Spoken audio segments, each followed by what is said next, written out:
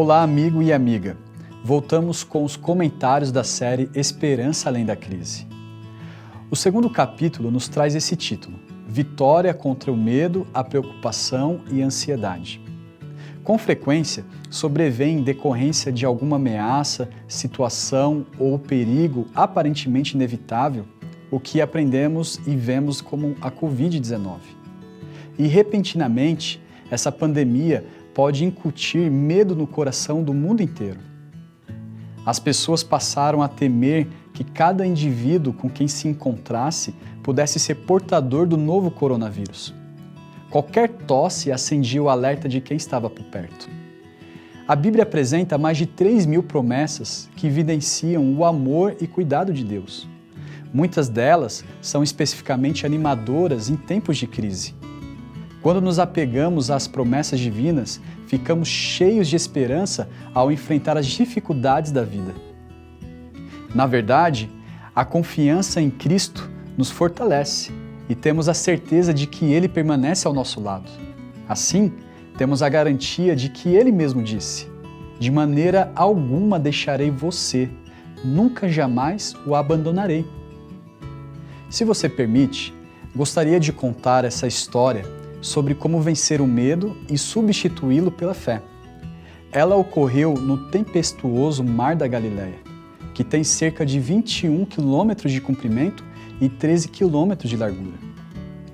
Os discípulos o atravessavam em uma noite estrelada, desfrutando as águas calmas. De repente, nuvens escuras cobriram o céu. O vento agitou as águas, formaram grandes ondas, gigantescas torrentes de água se chocavam contra o barco. O Evangelho de Mateus relata o caso da seguinte maneira: entretanto, o barco já estava longe, a muitos estádios da terra, açoitado pelas ondas, porque o vento era contrário. Na quarta vigília da noite, foi Jesus ter com eles, andando por sobre o mar. Era como se não conseguissem mais lutar. Suas forças haviam se esgotado.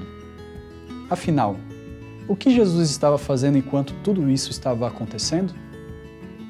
Onde ele estava durante aquela luta tão acirrada?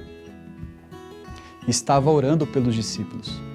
Pediu ao Pai que lhes aumentassem a fé, que os fortalecesse para enfrentar as tempestades e lhes concedessem coragem para prosseguir.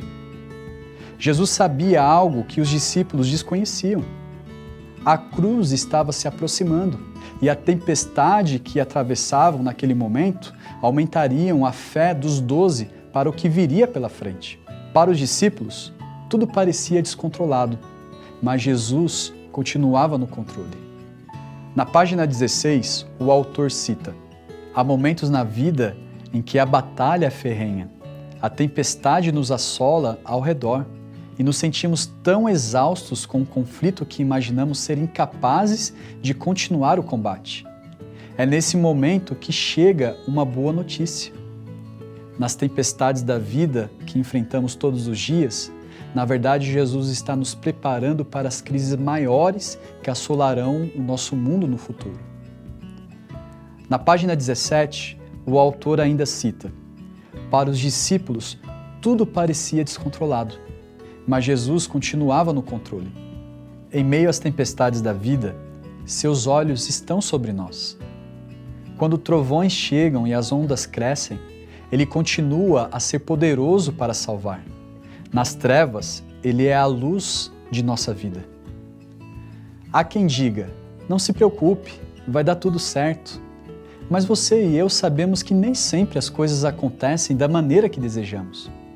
Por isso, muitos entram no jogo do "e se?". E se eu tiver câncer? Como vou reagir se o médico disser que preciso começar um tratamento imediatamente? Meu marido não voltou para jantar conosco às 17 horas, como de costume. Já são 19 horas e ele ainda não ligou. E se ele tiver sofrido um acidente? As perguntas do tipo "e se?" precisam abrir caminho para a voz de Cristo, que proclama em meio ao mar enfurecido da vida: "Coragem, sou eu, não tenham medo. Na página 18, o autor diz: a resposta para os temores é crer que Jesus se faz presente nas tempestades da vida. O medo precisa dar lugar para a fé, à medida que ajustamos o nosso foco. O medo é uma emoção. Nem sempre conseguimos controlar as nossas emoções. Elas vêm e vão. Com frequência, nos inundam de modo inesperado. A fé é uma atitude. Significa confiar em Deus como um amigo que nos ama e jamais nos causa qualquer mal. Acredita-se que a expressão "não temas" se repita 365 vezes na Bíblia, uma para cada dia do ano. Deus cuidou do calendário inteiro e nos convida a descansar em seu amor, a confiar em sua graça e a nos alegrar em seu poder. Em uma das promessas mais cheias de conforto da Bíblia, o profeta Isaías registra um encorajamento poderoso de Deus para nós. Ele diz: não temas, porque eu estou com você. Mesmo se contrairmos uma doença que pode causar a morte, nossa fé deve se apegar à promessa de que Jesus voltará em breve para nos levar ao lar. Cristo deixou essas palavras de conforto para nós. Que o coração de vocês não fique angustiado. Vocês creem em Deus, creio também em mim. Na casa de meu Pai há muitas moradas. Se não fosse assim, eu já lhes teria dito. Pois vou preparar um lugar para vocês. E quando eu for e preparar um lugar, voltarei e os receberei para mim mesmo, para que, onde eu estou, vocês estejam também. Jesus voltará. Naquele dia maravilhoso, seremos levados às nuvens do céu e nos encontraremos com Ele nos ares. Enfermidade e sofrimento serão erradicados para sempre. Doença e morte não terão lugar na presença do nosso Senhor Deus. Na página 21, o autor cita: um dos principais motivos para não vivermos com medo é o fato de que conhecemos o fim de tudo. Sabemos que a doença não terá a palavra final. A palavra final é de Cristo. Sabemos que o coronavírus ou qualquer outro vírus, desastre natural, calamidade ou guerra nuclear, não destruirá toda a vida do planeta Terra. Temos a promessa do retorno de Jesus. Na mesma página, o autor afirma: Deus tem um propósito ao permitir que as calamidades aconteçam. Ele nos chama para depender completamente do seu amor. Revela-nos que não existe certeza no mundo em que vivemos. Cristo é a nossa única segurança. Ele é o nosso único Salvador, Redentor, Libertador e o Rei vindouro. Qual é a grande mensagem que recebemos da pandemia da Covid-19? Somos chamados a acordar. Cristo está nos dizendo que este mundo não é tudo o que existe. Nossa vida é frágil, nosso corpo é frágil. Muito além disso, porém, há algo melhor por vir: a glória de Deus. E existe algo pela qual vale a pena viver, e esse algo é Jesus.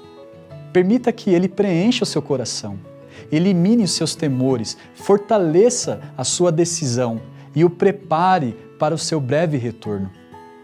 Ele não deseja que você possa viver com esse medo. Deseja você ser vitorioso frente aos medos, preocupações e ansiedade? Deseja você se preparar para o seu breve retorno? Então nos envie uma mensagem nesse exato momento para o número WhatsApp aqui embaixo ou aponte o seu celular no QR Code e faça um pedido de oração. Além de fazer parte desse grupo de oração, enviaremos para você totalmente grátis o livro deste ano, que é o livro Esperança Além da Crise. Eu gostaria de convidar você a orar. Vamos orar? Senhor querido Deus, obrigado, Pai, pela oportunidade que temos de ouvir a Tua voz. Sabemos que tudo o que estamos enfrentando um dia vai passar. Sabemos que, por mais que este mundo, aos olhos humanos, não tenha solução, mas para o Senhor há solução. E a solução é a sua breve volta.